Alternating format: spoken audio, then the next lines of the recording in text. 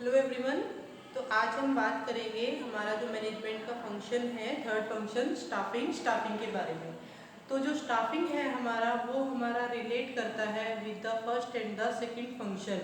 And after that आप क्या करते हो, जो थर्ड फंक्शन है हमारा मैनेजमेंट का यानी कि स्टाफिंग, वो हम क्या करते हैं, स्टार्ट करते हैं। तो सबसे पहले जो हमने मैनेजमेंट के टू फंक्शंस क्या किए थे, डिस्कस किए थे, जिसके अंदर सबसे पहला था हमारा planning and after that second हमने किया था ऑर्गेनाइजिंग। तो प्लानिंग के अंदर हम क्या करते हैं, बिफोर डूइंग एनी एक्टिविटी, यानी कि कोई भी काम करने से पहले उसके बारे में आप क्या करते हो, सोचते हो। थिंकिंग, जो थिंकिंग आपकी एबिलिटी है, मेंटल एबिलिटी है, वो क्या की जाती है, यूज की जाती है। तो वो हमारी किसके अंदर शामिल होती है, प्लानिंग के अंदर शामिल होती है। तो यहाँ पे भी हम क्या करेंगे, तो सबसे पहली बात तो ये कि प्लानिंग में आपने क्या किया है कि कोई भी काम करने से पहले आपने उसके बारे में सोचा। जैसे हम किसी बिजनेस को एस्टेब्लिश करते हैं तो सबसे पहले हमारे माइंड में कोई ना कोई क्या आता है, विचार आता है, ठीक है, कि हमें कोई ना कोई बिजनेस जो है वो सेटअप है, वो सेटअप करना चाहिए, वो हमें एस्टेब्लिश करना चाहिए। किस चीज़ का बिजनेस होगा, कितना बड़ा होगा, छोटे लेवल पे होगा, बड़े लेवल पे होगा, कितने उसके अंदर डिपार्टमेंट होंगे। तो ये सभी बातें हम क्या करते हैं, सोचते हैं। आफ्टर दैट उसको एक एक्टिव रूप देने के लिए, फिजिकल रूप देने के लिए आप क्या करते हो, ऑर्गेनाइजेशन जो हमारा सेकंड फंक्शन है उसको आप यूज करते हो, जिसमें आपको सभी चीज़ों को, जो जो आपकी रिक्वायरमेंट है उस बिजनेस को क्या करने के लिए, स्टार्ट करने के लिए, चलाने के लिए, उन सभी चीज़ों को क्या किया जाता है, असेंबल किया जाता है। जैसे आपने बिजनेस ऑर्गेनाइजेशन में ये डिसाइड किया, जो हमारा ऑर्गेनाइजिंग सेटिंग, जो हमारा सेकंड फंक्शन है, सेकंड फंक्शन के अंदर आपने क्या करना है, डिसाइड करना है कि किस किस एसेट की आपको रिक्वायरमेंट होगी, कितने आपके बिजनेस में क्या होंगे, डिपार्टमेंट होंगे, कौन किसका बॉस होगा, कौन किसका सबॉर्डिनेट होगा, या फिर किस व्यक्ति के पास कितनी अथॉरिटी होगी, कितनी पावर होगी, जो कि हमने डेलीगेशन ऑफ अथॉरिटी में भी क्या किया था, रीड किया था। हम सेंट्रलाइजेशन को यूज करेंगे या डिसेंट्रलाइजेशन को यूज करेंगे, सारी पावर जो टॉप लेवल मैनेजमेंट है वो अपने पास रखेगी, या मेन पावर को रख के बाकी को अपने सबॉर्डिनेट्स को क्या कर दी जाएगी, डेलीगेट कर दी जाएगी। तो इन सभी बातों के बाद अब हमारा जो नेक्स्ट फंक्शन आता है, दैट इज स्टाफिंग। हमें पता है कि हम बिजनेस को तब तक रन नहीं कर सकते, तब तक हम उसको नहीं चला सकते जब तक काम करने वाले जो कर्मचारी है, वर्कर्स हैं, लेबर्स हैं, उनको अपॉइंट नहीं किया जाएगा, ठीक है। जैसे कोई बिजनेस स्टार्ट करने के बारे में अगर हम सोचते हैं, हमने प्लेस भी डिसाइड कर लिया, आपने पूंजी यानी कि कैपिटल भी उसके अंदर लगा दी, आपने मशीनें भी खरीद ली, आपने प्लांट भी ले लिया, आपने फैक्ट्री है वो भी देख ली, बट जब तक उन सभी चीज़ों को ऑपरेट करने के लिए, यूज में लाने के लिए ह्यूमन बीइंग यानी कि मनुष्य या मानव नहीं होगा, तब तक आप उसको प्रयोग में नहीं ला सकते हो, तब तक हम उसका यूज नहीं कर सकते हैं, बिजनेस को आप कैरी फॉरवर्ड नहीं कर सकते हैं। तो सबसे पहला हमारा जो मेन काम है वो क्या होता है कि जो स्टाफिंग है वो हमें करना है। प्लानिंग और ऑर्गेनाइजिंग के बाद स्टाफिंग करने के लिए हमें पता है कि हमारे बिजनेस के अंदर कितने डिपार्टमेंट हैं, हर डिपार्टमेंट के अंदर कितने व्यक्ति क्या करेंगे, काम करेंगे, और किस व्यक्ति के अंदर क्या क्वालिफिकेशन या क्या कैपेबिलिटी या क्या एबिलिटी हमारी काम करने के लिए होनी चाहिए। तो जिसके लिए आप क्या करते हो, स्टाफिंग का यूज करते हो। तो स्टाफिंग को हम ये भी कह सकते हैं कि it is related with the human resource. There are the two type of resource in business, first is physical resource, second is human resource.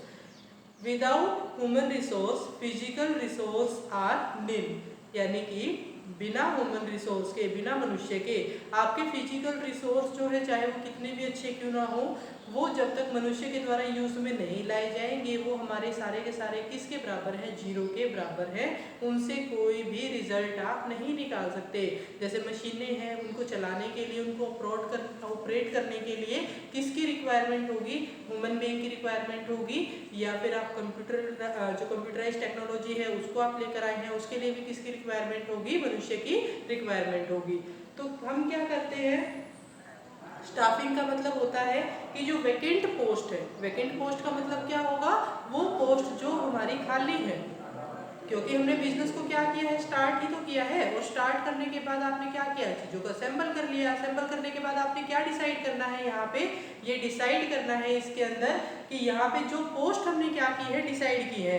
जैसे टॉप लेवल मैनेजमेंट में कितने व्यक्ति होंगे, मिडिल लेवल में कितने होंगे, लोअर लेवल में कितने व्यक्ति होंगे। तो जब आपने जॉब को डिसाइड कर लिया तो उन जॉब पे काम करने के लिए जो हमारे व्यक्ति हैं, पीपल हैं, उन जॉब को फिल भी तो किया जाएगा। तो filling and keeping the vacant post with the people.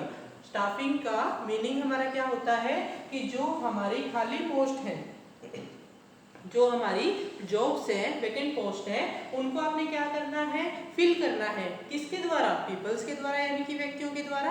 तो यहाँ पर आप जब क्या करते हो, किसी व्यक्ति को अपॉइंट करते हो, उसको बिजनेस के साथ जोड़ते हो काम करने के लिए, खाली पद को यूज करते हो with the appointment of people, with the appointment of any human being, with the qualified human being, यानी कि जिस काम को करने के लिए जिस व्यक्ति की जिस टाइप की क्वालिफिकेशन के व्यक्ति की रिक्वायरमेंट है, आप उसी को क्या करोगे, अपॉइंट करोगे। ऐसा नहीं है कि जिस व्यक्ति को जो काम नहीं आता हो और उसको वो काम दे दिया जाए तो उस काम को सही ढंग से नहीं कर पाएगा।